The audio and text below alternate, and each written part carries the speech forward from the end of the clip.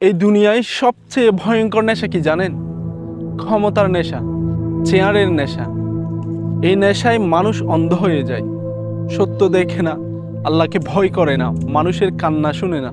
অথচ এই দুনিয়া চিরস্থায়ী না, একদমই না। আজ ক্ষমতায়, কাল কবরে। সকালে এই সই করেছে, বিকেলে জানাজা। এই বাস্তবতা জানার পরেও মানুষ জুলুম করে। প্রতিটা ধর্মে বলে একজন প্রতিপালক আছেন, একদিন হিসাব আছে। তারপরেও মানুষ অন্যায় করে কেন? কারণ তারা মনে করে ক্ষমতা থাকলে সব মাফ।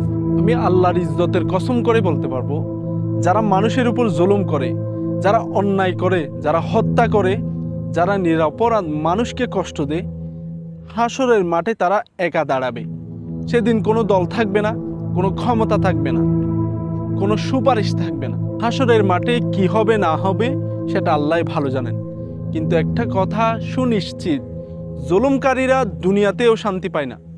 আজ হোক বা কাল তাদের ঘুম হারাম হবে, তাদের বিবেক আগুন হয়ে জ্বলবে। আমি আরেকটা কথা স্পষ্ট করে বলি, এই দুনিয়ায় শুধু জুলুমকারীরাই নেই।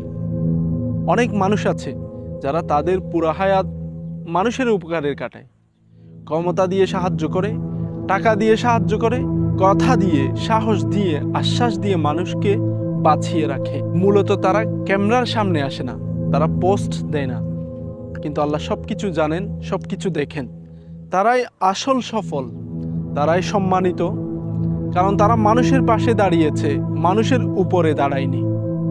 আজও সুযোগ আছে, ক্ষমতার নেশা ছাড়ুন, জুলুমের পথ ছাড়ুন।